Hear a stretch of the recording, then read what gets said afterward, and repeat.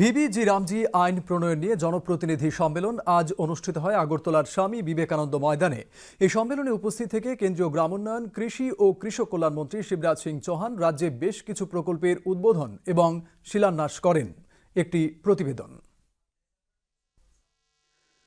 গ্রামীণ বিকাশে সারা দেশে ত্রিপুরাকে প্রথম স্থানে নিয়ে যাওয়া হবে বললেন কেন্দ্রীয় গ্রামোন্নয়ন এবং কৃষি ও কৃষক কল্যাণ মন্ত্রী শিবরাজ সিং চৌহান। আগরতলার স্বামী বিবেকানন্দ ময়দানে বিকশিত ভারত জি রামজি আইন প্রণয়ন নিয়ে জনপ্রতিনিধি সম্মেলনে কথা বলেন তিনি। ত্রিপুরার প্রাকৃতিক সৌন্দর্যে অভিভূত কেন্দ্রীয় মন্ত্রী বলেন, অষ্টলক্ষীর পূর্ণ বৈভব কেন্দ্র ত্রিপুরা। জি রামজি আইনের বিভিন্ন দিক তুলে ধরে কেন্দ্রীয় গ্রামোন্নয়ন মন্ত্রী শিবরাজ সিং চৌহান বলেন, ১০০ দিনের কাজের বদলে এখন ১২৫ দিনের কাজের গ্যারান্টি দেওয়া হয়েছে এই আইনে। পাশাপাশি জি রামজি আইন বাস্তবায়ন করার ক্ষেত্রে বাজেট বৃদ্ধি করা হয়েছে বলেও তিনি জানান। प्रधानमंत्री जी ने पूर्वोत्तर को नॉर्थ ईस्ट को कहा अष्टलक्ष्मी, लेकिन ये त्रिपुरा है जहाँ अष्टलक्ष्मी का हर रूप जीवंत दिखाई देता है। यहाँ की सदियों पुरानी परंपराओं में और मां त्रिपुर सुंदरी की अनवरत कृपा में आदि लक्ष्मी विराजती है। मेरे ग्राम प्रधान बहनों और भाइयों, 100 दिन के बजाय 125 दिन का रोजगार ये मोदी की गारंटी है। और मोदी की गारंटी का मतलब है गारंटी पूरा करने की गारंटी। अब मांगने पे 100 दिन नहीं, 125 दिन का रोजगार देंगे। कुल बजट इस साल विकसित भारत जी राम जी योजना के अंतर्गत है 1,51,282 करोड़ रुपया। 55,000 करोड़ रुपया इसमें फाइनेंस कमीशन का भी है जो सीधे पंचायतों के खाते में जाएगा। तो 1,51,282 करोड़ और उसमें जोड़ दो 55,000 करोड़, तो कितने करोड़ हो गए? 2 लाख करोड़ से ऊपर निकल गए। और पंचायतें कितनी है पूरे देश में? 2,86,000 पंचायतें हैं और 2 लाख करोड़ से ज्यादा एक ही साल में आएगा।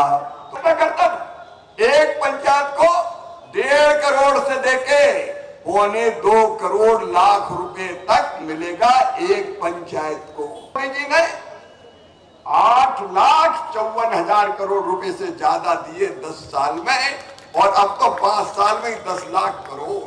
গ্রামীণ এলাকার চেহারা বদলে দেবে নতুন আইন বললেন কেন্দ্রীয় মন্ত্রী শিবরাজ সিং চৌহান।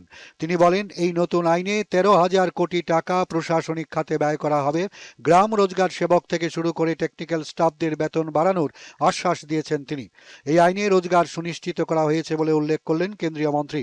তিনি বলেন, গ্রাম সভার মাধ্যমে গ্রামে কি কি কাজ হবে তা ঠিক করবেন গ্রামের জনপ্রতিনিধি এবং গ্রামবাসীরা।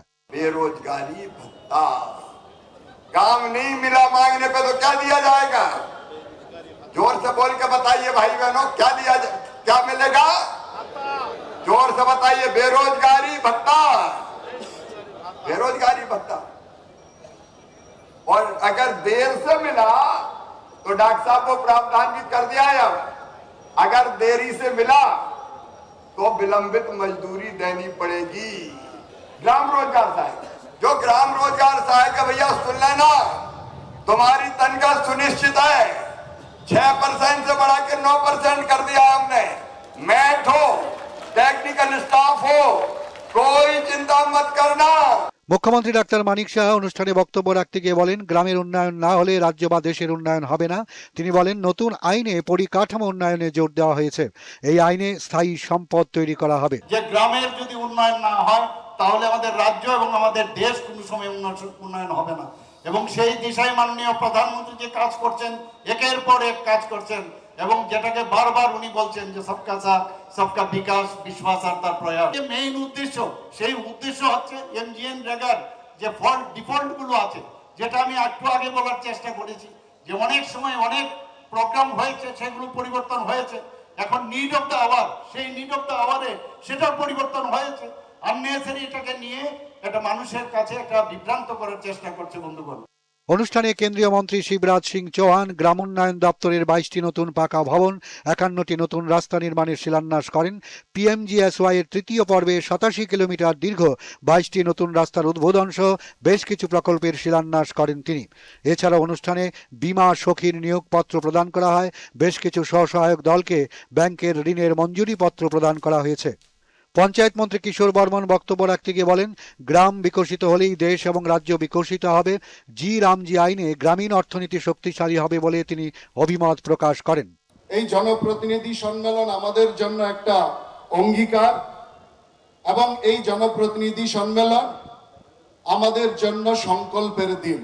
বিকশিত ভারত 2047 সালে গঠনের জন্য বিকশিত গ্রাম গড়ে তোলা আমাদের প্রধান এবং আমাদের মূল অঙ্গীকার। পরে কেন্দ্রীয় মন্ত্রী, মুখ্যমন্ত্রী সহ মন্ত্রিসভার অন্যান্য সদস্যরা বিভিন্ন প্রদর্শনী মণ্ডপ ঘুরে দেখেন। অনুষ্ঠানে সাংসদ বিপ্লব কুমার দেব সহ রাজ্য মন্ত্রিসভার সদস্যরা উপস্থিত ছিলেন। দূরদর্শন সংবাদ, ত্রিপুরা।